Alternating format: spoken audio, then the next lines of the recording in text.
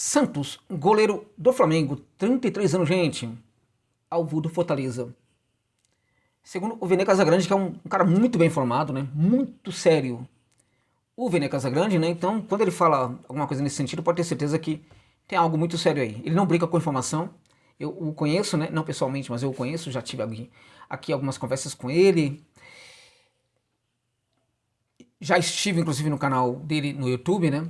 Num certo momento. Eu sei da credibilidade do Vene Casagrande. Há muito tempo dele tratado e há muito tempo aí só detonando, só dando resposta à altura. Grande jornalista. Ele bancou que o Fortaleza está interessado, fez uma consulta aí pelo Santos na tentativa de contratar este goleiro do Flamengo. Uma boa para o Fortaleza? Vamos lá, gente, vamos lá. Vamos entender isso com calma. Vídeo certamente é dos vídeos polêmicos daqui que eu faço para tratar de jogador para o Fortaleza. É muito importante que você compreenda aqui todos os pontos que eu vou apresentar para vocês aqui, né? Eu quero que você me compreenda.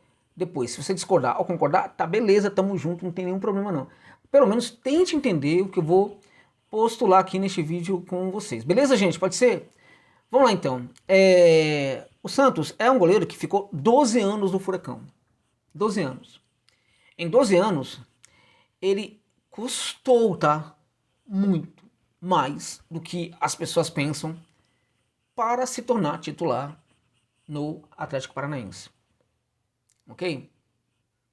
Em todo aquele tempo, o Santos não foi para nenhum outro clube, não chegava proposta para o Santos. O Santos era um jogador assim, um tanto quanto invisível. Ele se converte em titular da posição e se transforma num goleiro muito importante para o Furacão. Um goleiro muito, muito bom para o Furacão. Né? Conseguiu entregar resultados muito à altura. Sai o titular, ele fica no lugar e consegue se mostrar capaz de ser o titular do Furacão. Teve ali, portanto, temporadas interessantes a serviço do Atlético Paranaense, né? Bom, num certo momento, em virtude dos seus bons serviços prestados, né, e da necessidade do Flamengo de ter um goleiro, né, o que faz o Santos, né? O que faz o Flamengo? Vai lá e contrata o Santos. Contrata o Santos e aí o Santos chega para ser titular do Flamengo, né? Ser titular. Ele chega com um prestígio muito grande e ele consegue inicialmente responder bem ali aos desafios propostos ali para o seu futebol.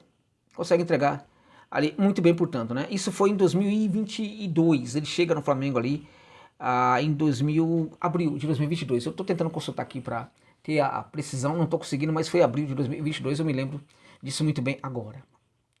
Foi bem no começo do Campeonato Brasileiro, né? E ele chega, na verdade, como eu disse, joga bem, conquista inicialmente ali o coração dos torcedores. E um traço atribuído para o goleiro Santos naquela ocasião era o fato de que ele era um cara muito frio, para alguns, o homem de gelo da Gávea, né? Passou a ser chamado por alguns aí como o homem de gelo da Gávea. E foi despertando, sim, a admiração até de muita gente. E aí, à medida que a temporada foi rolando, foi acontecendo, o Flamengo foi aumentando os seus desafios, né? As competições começaram a aparecer, né? A importância dos jogos também começou a se acentuar, né? Jogos mais decisivos em todas as competições. Neste momento, curiosamente, o Santos, que tinha participado dessas mesmas etapas ali no Furacão, ele passa a não corresponder mais às necessidades do Flamengo. Então ele passa a decepcionar. Ele se demonstra ser um goleiro com dificuldade muito grande para pautar algum tipo de jogo ali que necessitava de suas iniciativas, né? Além do fato de ser goleiro. Então, quando ele precisava armar de alguma maneira, não funcionava. Quando ele precisava se impor de alguma maneira na saída de jogo, não funcionava também. Não era muita dele e ele deixava aquilo claro. Na saída pelo alto, curiosamente, um bom traço do futebol do Santos lá no Atlético Paranaense começou também a se revelar no Flamengo um traço um tanto quanto ruim, negativo, né? Não estava funcionando tão bem assim. Agora, o principal problema do Santos, na verdade, é que o Flamengo exigia um goleiro que tivesse uma qualidade com os pés acima da média, e neste quesito o Santos era uma frustração total, se revelou, na verdade, uma frustração total, e começou a cair aí naquela relação de amor e ódio, na verdade muito mais de ódio né, com os torcedores do Flamengo. Raro era o caso em que havia amor, né, de um torcedor ou outro, ou de uma torcedora ou outra com o goleiro Santos naquele momento no Flamengo. Num certo momento, o Santos começou também a falhar naquilo que ele mandava muito bem, que era um traço muito positivo dele, que era o posicionamento. Ele começou a tomar gols assim, incríveis, né? O Santos se mostrou um goleiro incapaz de pegar pelo menos uma cobrança de pênalti. Era um negócio assim incrível. Ele mandava bem também nesse quesito lá no Atlético Paranaense e não conseguia mandar bem nesse quesito no Flamengo. O que tudo isso praticamente indicou é que o Santos se mostrava incapaz de se pensar como jogador do Flamengo. Entende? Muitos diriam que faltou tamanho, né, para ser goleiro do Flamengo, que ele se intimidou com o ambiente, e isso certamente aconteceu. E aí o Santos começou a decepcionar. Inicialmente, as pessoas que atribuíram para ele, né, aquele traço de o homem gelado, o homem de gelo, né, começaram a entender que, na verdade, isso não existia. Apesar que até agora alguns ainda acreditam nisso. Não existia. O silêncio do Santos não era produto da sua frieza, uma frieza objetiva, né, que o colocava sempre no controle da situação. O silêncio do Santos era produto da timidez e da dificuldade de se sentir como relevante naquele ambiente ali, na equipe do Flamengo, dentro de campo. O Santos, portanto, o que as pessoas supunham que era uma qualidade do Santos, era um defeito do Santos, não era qualidade. Aquilo não tinha gritado como problema no Atlético Paranaense, dentre outras coisas, porque havia ali uma atenuante importante. Essas atenuantes, às vezes, elas são tudo, né, para fazer toda a diferença, para fazerem toda a diferença para o profissional. Qual era a atenuante? O fato de que ele nascera no Atlético Paranaense, ele tinha um convívio familiar com o clube, com muita gente do clube, né, com a instituição, com tudo. Havia um depósito de muita confiança nele, havia, enfim, havia uma relação de amizade com vários outros jogadores que também saíram da base. Tudo isso gerava um ambiente muito confortável para o Santos, de tal sorte que a timidez dele, a introspecção excessiva do Santos não eram grandes problemas para o goleiro, né? E ele também tinha, até em virtude disso, até um pouco mais de coragem de cobrar um ou outro dos seus colegas, né, de falar um pouco com eles, porque também eram amigos dele, gente que ele conhecia, muitos, não, nem todos, mas que ele conhecia desde a base. No Flamengo ele não tem essa realidade, então ele precisa se impor, ele precisa estabelecer, na verdade, um domínio ali da situação, e ele falha nisso, por quê? Porque falta coragem para ele se impor diante dos seus colegas ali, exigir inclusive posicionamento correto ali dos seus colegas da primeira linha e também jogadores que, numa situação de cobrança de escanteio de falta, que estavam na área para defender o arco dele, Santos, né? Foi uma decepção. A ponto de que o Santos perdeu posição para um jogador da base do Flamengo, Matheus Cunha. E quando o Matheus Cunha assume, ainda que fosse um jogador extremamente inseguro, assim, ninguém tinha dúvida naquele momento que o Matheus Cunha deveria ser o goleiro do Flamengo e não mais o Santos. O Flamengo, portanto, depois de perceber que tinha feito um grande investimento no Santos, percebe que não tem como, precisava buscar um goleiro e o Flamengo vai atrás do Agustín Rossi, que hoje é o goleiro titular do Flamengo. Este sim demonstra ter condição de ser goleiro do Flamengo de boa. O que espanta no caso do Santos é o fato de que ele não é um garoto, ele não tem 15 anos nem 20, ele tem 33 anos. E ele já deveria ter superado essas coisas, deveria apresentar um pouco mais de determinação, de coragem, enfim, não é isso, né, gente, mas de condição de se defender muito bem desses problemas, né, de aceitar esses problemas como desafios para o seu amadurecimento como profissional, algo que infelizmente ele não conseguiu. E aí ele é escanteado para a reserva e vira o terceiro, tá? 1, 2, 3, terceiro goleiro do Flamengo. Esqueçam agora o fato de que é o Santos, um goleiro que você tem memória de que ele foi bom. Lembre-se do fato de que ele é o terceiro goleiro do Flamengo hoje, e o menino da base do Flamengo está à frente dele aí, até mesmo para o técnico Tite. Era assim para o Sampaoli e é assim também para o Tite. Ele é o terceiro goleiro do Flamengo. O Fortaleza estaria aí interessado no terceiro goleiro do Flamengo. Não importa que é o Santos que teve um bom momento, o fato é que ele é o terceiro goleiro do Flamengo e ele tem de fato este problema aí de ser muito tímido, né? E não ter se adaptado ao primeiro ambiente em que ele viveu profissionalmente fora do Atlético Paranaense. Então chega para o Fortaleza como uma aposta. Estamos falando de um jogador que chega para o Fortaleza para ser aposta com 33 anos de idade. 33 anos. A gente tem uma tendência a olhar para a qualidade técnica do jogador, falando, pode ser um jogador e tal. A gente se esquece desses outros fatores também. É muito importante que coloquemos todos esses fatores também na análise. Ele pode, evidentemente, chegar ao PC e virar um grande jogador, um grande goleiro. Muitos questionam aí, muitos poderiam questionar até, se de fato ele é melhor que o João Ricardo, né?